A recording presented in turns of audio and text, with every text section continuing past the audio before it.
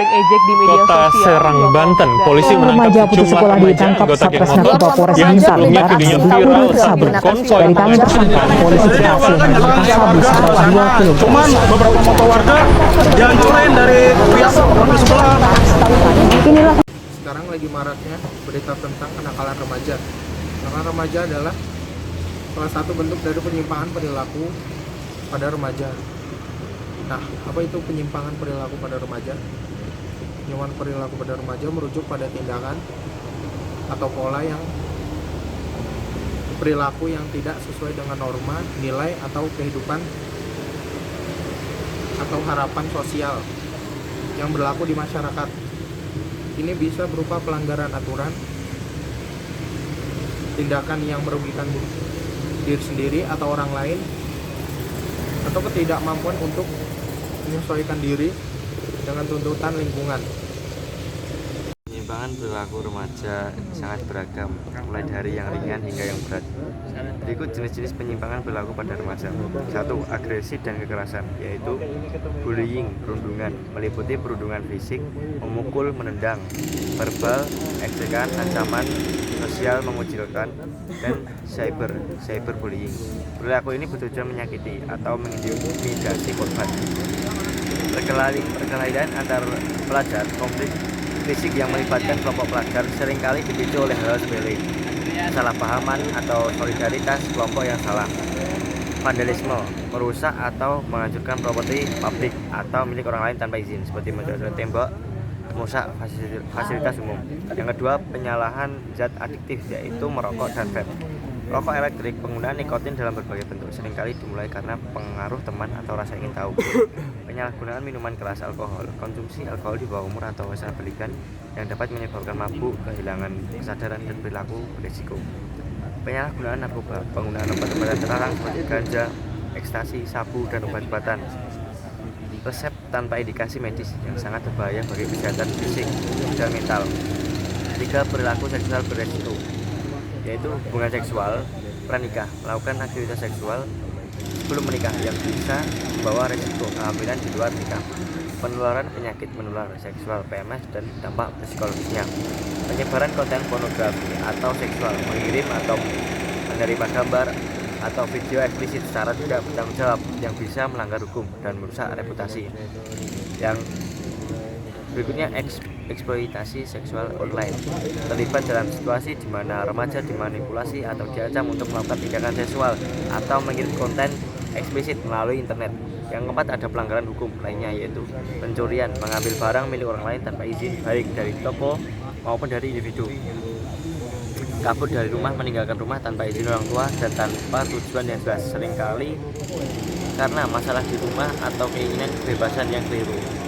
Perjudian online, terlibat dalam aktivitas taruhan atau judi melalui internet yang bisa menyebabkan kecanduan atau masalah finansial. Yang kelima, ada destruktif diri, yaitu menyakiti diri sendiri, self-harm.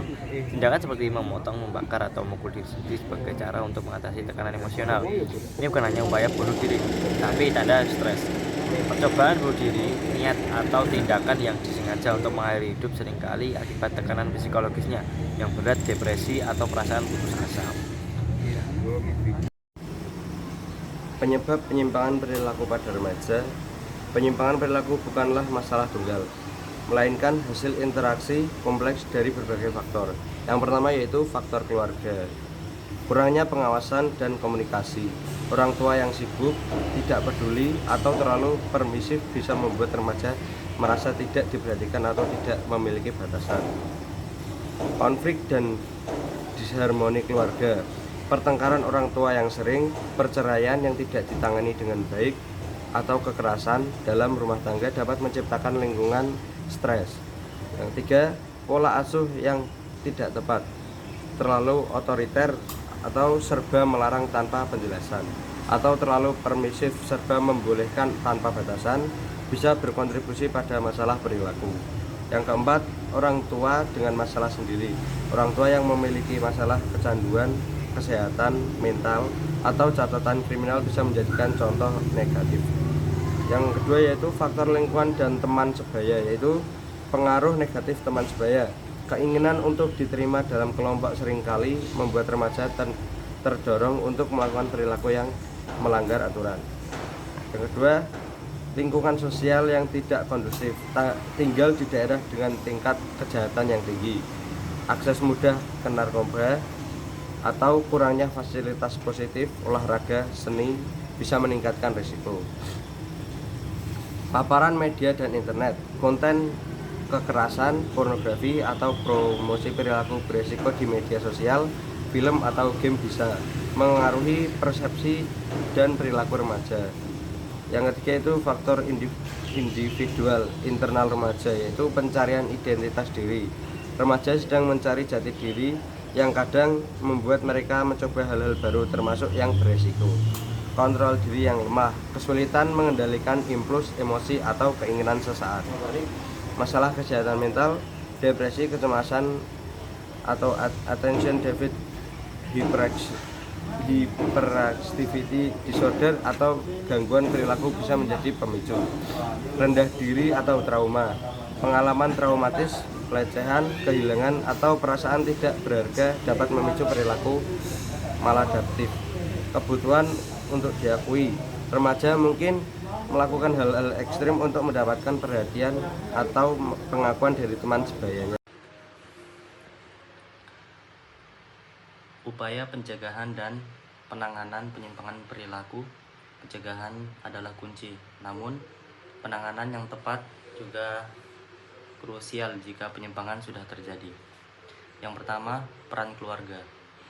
Komunikasi terbuka, bangun dialog yang jujur dan tanpa menghakimi, dengarkan keluh kesah remaja. Kemudian yang kedua, pola asuh positif. Berikan kasih sayang batasan yang jelas, konsisten dalam aturan dan menjadi contoh yang baik. Yang ketiga, pengawasan dan profesional.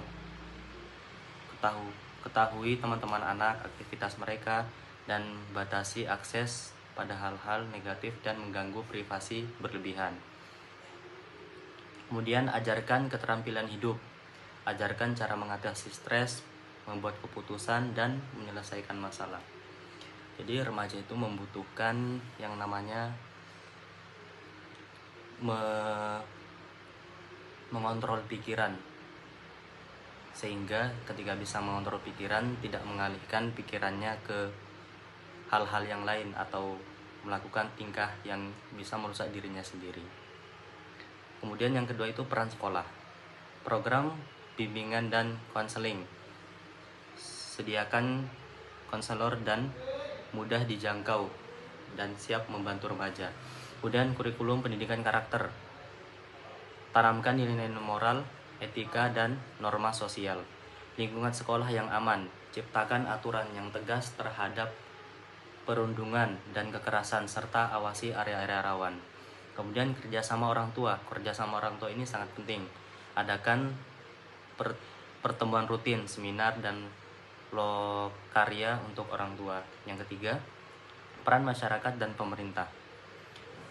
Penyediaan fasilitas positif, bangun pusat kegiatan remaja, kemudian fasilitas olahraga, seni, atau perpustakaan, sehingga remaja ini bisa mengalihkan ke hal-hal yang lebih positif. Kemudian penegakan hukum, tidak tegas pelaku kejahatan remaja sesuai undang-undang sistem peradilan pidana anak.